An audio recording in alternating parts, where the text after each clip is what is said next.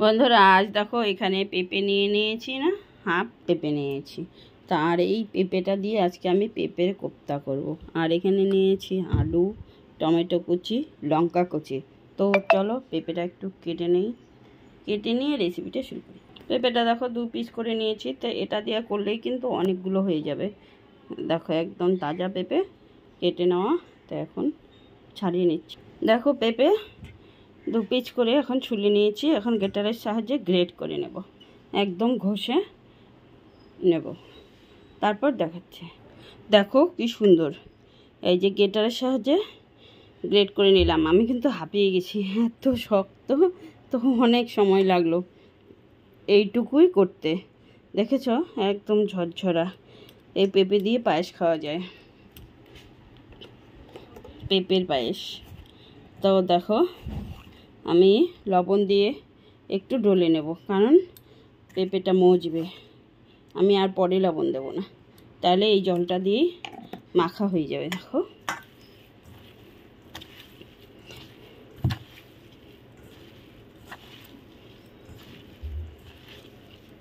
দেখেছ পেঁপে আমি গ্রেট করে লবণ দিয়ে প্রথমে মেখে নিলাম।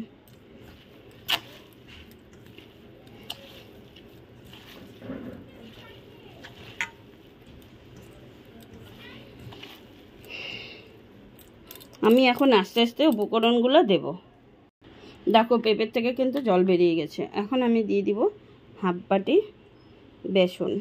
হাফ বাটি আগে দিয়ে দেখি, যদি লাগে তারপর দেব। লবণ তো দেব না, আর লবণ দেওয়া আছে। হলুদ গুঁড়ো দিয়ে দেব, তারপর দিয়ে দিব কাঁচা লঙ্কা কুচি, কারণ ঝাল ঝাল এটা চপও খাওয়া যাবে, পেঁপের চপ। তারপর এখানে আমি একটা মশলা বানিয়ে নিয়েছি, সেদিন চালতার আচারে দিয়েছিলাম। এখানে আছে জিরা, ধনিয়া, মৌরি, আরও শুকনো লঙ্কা। দারুণ, এটার একটা সুন্দর সেন্ট, তাই আমি আজকে এই মশলাটা দিয়েই মাখবো। দেখো দিয়ে দিয়েছি, এখন মেখে নেব। সুন্দর একটা রেসিপির জন্য আমি এখন মেখে নিচ্ছি। জল দিলে কিন্তু নরম হয়ে যাবে।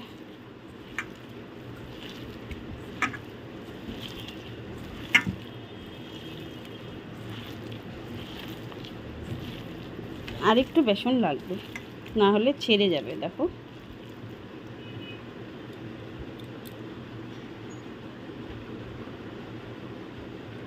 আমি একবারটাই দিয়ে দিলাম।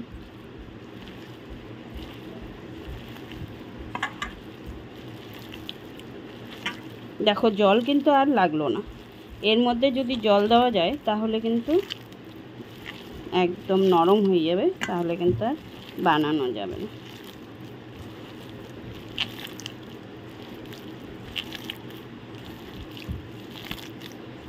দেখো মাখা হয়ে গেছে। এরপর আমি বানিয়ে নেব। কড়াইতে তেল দিয়ে দেবো।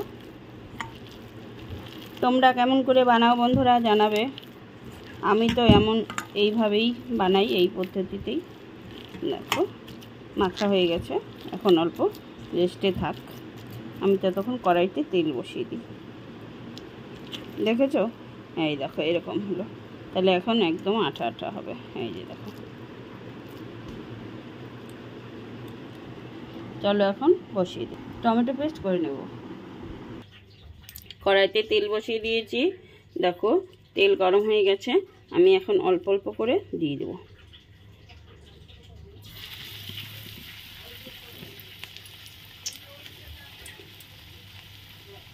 পেঁপের থেকে কিন্তু অনেক জল ছেড়ে দিয়েছে, তাই বন্ধুরা তোমরা কিন্তু অল্প করেই করবে। পেঁপেটা অল্প ঘষে দিলেই ব্যাস অনেকগুলো হয়ে যাবে।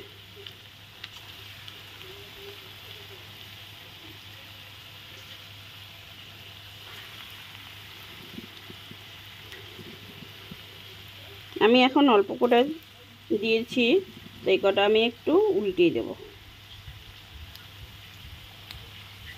দেখো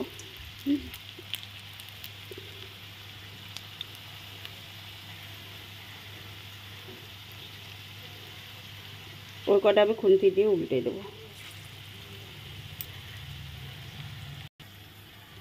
দেখো এগুলো উল্টে দিচ্ছি।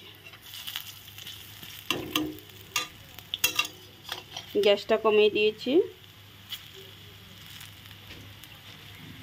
নিরামিষ দিনে ভাবছিলাম কি করব বন্ধুরা, তো ভেবে পাচ্ছি না। আর ঘরেও কিছু সেরকম ছিল না, তাই হাফ পেঁপে ছিল, সেই পেঁপেটা দিয়েই আমি করলাম। আর এদিকে আমি রান্না করেছি আজকে কলার থোড়, লাল শাক, আলু দিয়ে একটা সবজি রেসিপিতে করেছি, ডাল করেছি। তো এখন আর একটা রেসিপি করলে ভালো হয়, সেটাই আমি আজকে দেখাচ্ছি।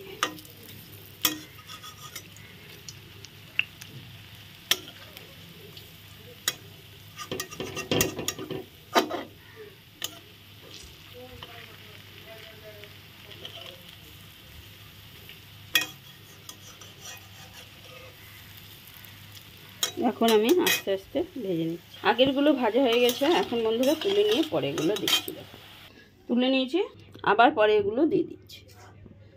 তো আমি দিয়ে দেখাচ্ছি, টাইম অনেক লেগে যায়, অনেক সময় লেগে যায়, তাই দেখো একবারে অনেকগুলো দিয়ে দিয়েছি। আর দেওয়া দেখালে অনেকটা টাইম লাগতো, তাই এখন আমি দেওয়া দেখালাম না। এখন আমি আস্তে আস্তে উল্টে নিচ্ছি।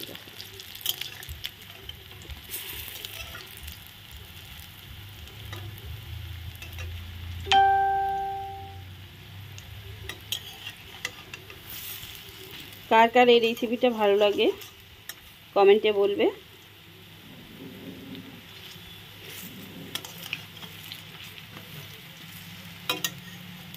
দেখো আস্তে আস্তে আমি সবগুলোই উল্টিয়ে দিলাম। এখন আস্তে আস্তে ভাজা হোক, তারপরে আবার দেখাবো বন্ধুদের।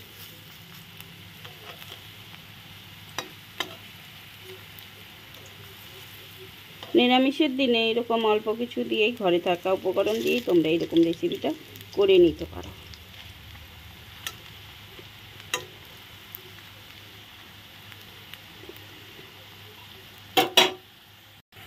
দেখো সবগুলো ভাজা হয়ে গেল, এবার ভাজাগুলো আমি তুলে নিচ্ছি।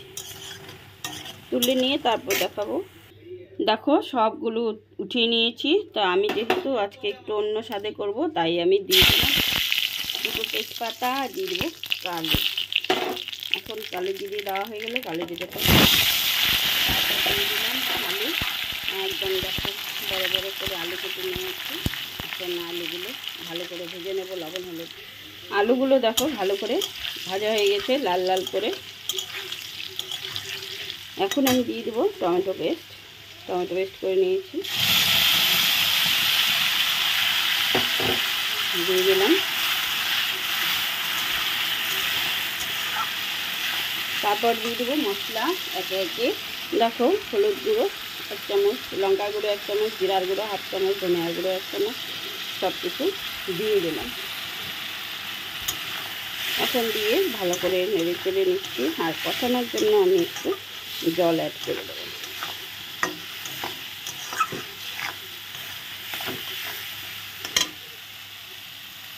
মশলার বাটিটা ধুয়ে আমি একটু জল দিয়ে দিই। দেখো একটু জল দিয়ে দিলাম। এখন হোক, কালো জিরেগুলো সুন্দর দেখা যাচ্ছে, একটু কষিয়ে নিচ্ছি। হ্যাঁ দেখো আমি একটু ভালো সেন্টের জন্য এখন কাঁচা লঙ্কা চিড়ে দিয়ে দিলাম। তারপর দিয়ে দেবো অল্প একটু কাশ্মীরি লঙ্কা গুঁড়ো আর 1/2 চামচ চিনি। এখন দিয়ে দেবো স্বাদ অনুসারে লবণ। এখন সব কিছু দিয়ে আবার ভালো করে নেড়ে চেড়ে দেবো। নিরামিষ রান্নায় যদি ভালো হয় তাহলে কিন্তু মাছ মাংস আর কিছুই লাগে না। তো নিরামিষ রান্নার যদি তোমাদের এই পদটিও থাকে না, তাহলে মাছ মাংস ফেলে এটা দিয়েই খাবে। দেখো কত সুন্দর কালারটা লাগছে। আর হলো আমি একদম নেড়ে চেড়ে আর একটু ভালো করে কষিয়ে নিচ্ছি। দেখো আলুর সঙ্গে দেখো আমার মশলাটা কিন্তু কষানো হয়ে গেছে। দেখো চার দিয়ে কি সুন্দর তেল ছাড়তে শুরু করে দিয়েছে। এখন আমি জল দিয়ে দেবো। মশলাটা সুন্দর কষানো হয়ে গেছে, একদম লাগা লাগার মতো হয়ে গেছে। আমি আর একটু জল দিয়ে দেবো। কোন জলটা? এই তো আমি যে পেঁপের কোপ্তাটা বানিয়েছি ওই বাটিটা ধুয়ে জল দিয়ে দেবো। দেখো এখন একটু ফুটবো।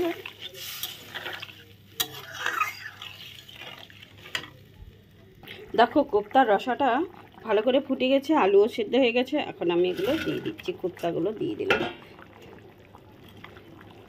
এখন সব রস চুষে নেবে। তো বন্ধুরা এগুলো একটু বড় রেসিপি, বড় সময়টা একটু বেশি লাগলো, সময় নিয়ে দেখবে।